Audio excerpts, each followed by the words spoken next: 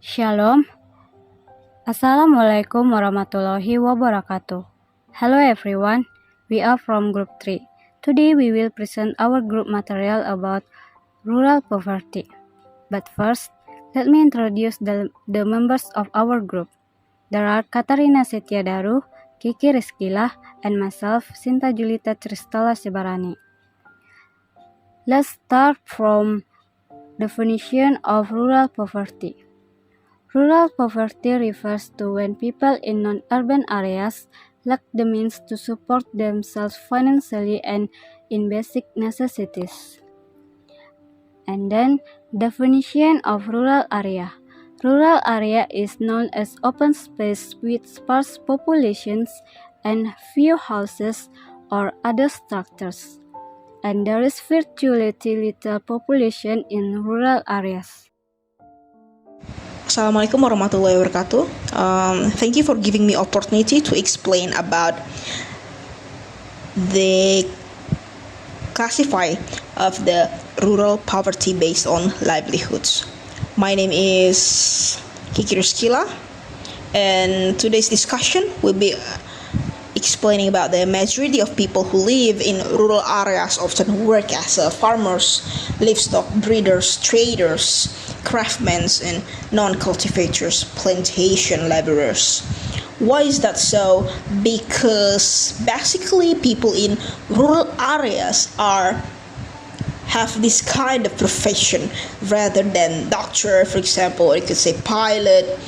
If they have this profession, maybe they will go to the town, but in rural they don't have such as kind of that profession. So this profession we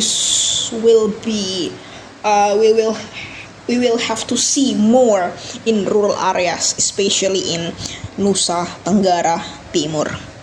Okay, well, we go to on the 6th slide.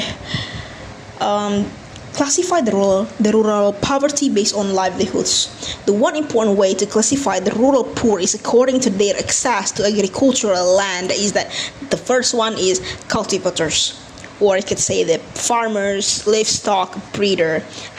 These have access to land as small landowners and tenants. They are directly engaged in managing crops and livestock, and also they provide labor to others for both farmer and non-farm activities inside and outside their villages. For example, some members of this household migrates to towns or cities on either a rotational long-term basis. In many countries, for example in Indonesia, both small landowners and tenants are under increasing pressure to get out of the agriculture sector altogether, underlying this process of the decrease of the sanitation. As the market of the forces and policies affecting land holdings, rents, prices, credits, for example, inputs and public investment in the social and physical infrastructure. In the 7th slide, we will read about the classified rural poverty based on livelihoods, about non-cultivators, plantations, laborers, landless and unskilled workers, and perhaps the poorest among the rural poor.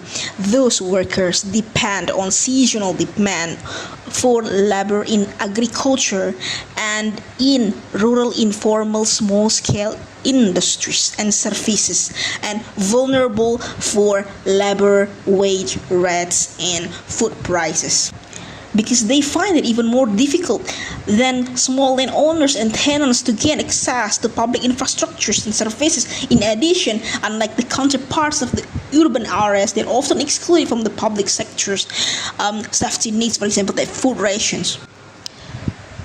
How rural poverty is created in this 8th slide. The first one is that political instability and civil strife. The second one is that systemic discrimination against people based on their gender, race, ethnicity, religion.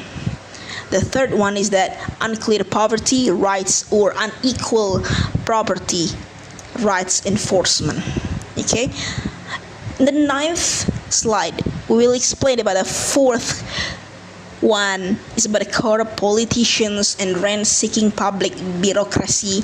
The fifth one is that economic policies and discriminate against or exclude the rural poor from the development process and accentuate the effects of the poverty-creating process. Sixth one, large and rapidly growing families with high dependency ratios, market imperfections owing to high concentration of land and other assets, and disorientationary public policies and external shocks owing to change in the state of nature and condition in the international economy. Next, rural poverty in East Nusa Tenggara. East Nusa Tenggara is a youthful province. Its 2.2 million children represent 42% of the entire population. 8 in 10 children live in rural areas. Next, sanitation. East Nusa Tenggara has the lowest sanitation coverage compared to all provinces in the country. Only 1 in 5 people use basic sanitation facilities at home in 2050, while 18% practice. As a specific example, there are difficulties faced by the people of Southwest Sumba, East Nusa Tenggara based on sources. First, Southwest Sumba has limited clean water. According to a report from Kompas.com, Southwest Sumba has extremely little access to clean water. Farmers who are affected by this face crop failure, which lowers their income. Furthermore, they must purchase clean water if they choose to obtain it.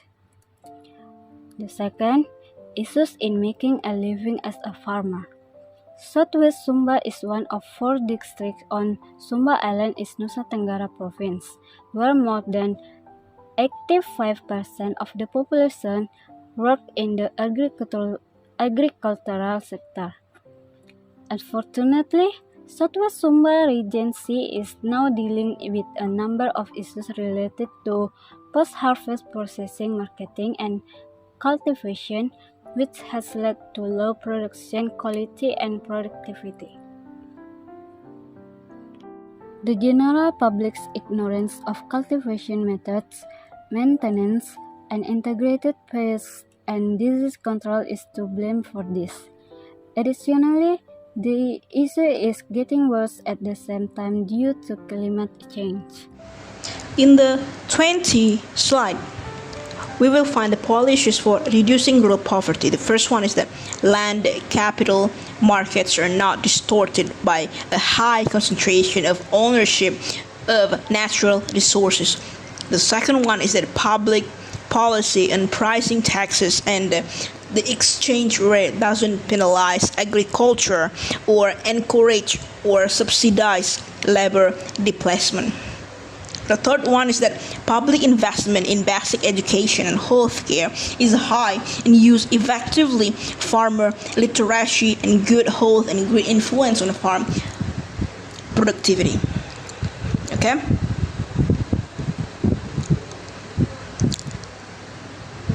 In the 21 slide, we're going to find it about a 6-1 public sector support for agricultural research is strong and resulting improvement are made available to small farmers is effective. Physical capital like irrigation system, access roads is adequately maintained.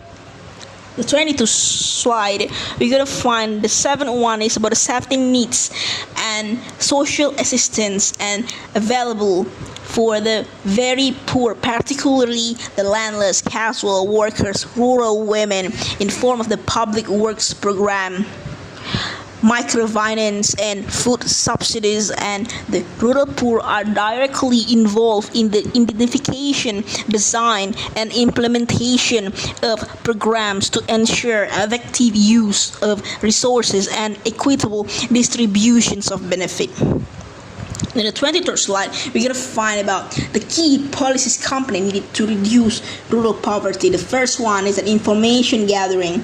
The rural poor face many different problems and are not homogeneous group. Therefore, a sustainable effort must be made by gathering information about the particular problems they face so that they can be adequately addressed. The second one is that focus on building assets.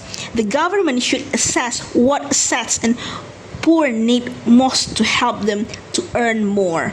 This could be agricultural land or other resources, access and credits, or improvement in health and education. Dependence on raw labor without a focus on building other assets is the single main important source to persistent poverty. Okay? The 24th slide is going to talk about the right to adequate land and water, basic health care and literacy, local improvement, providing infrastructure, targeted credit, public works, decentralized food programs. Okay? I think that's all about our slides. Thank you for listening, and I hope you guys understand about our topic today. And if you have any question, maybe you can ask us.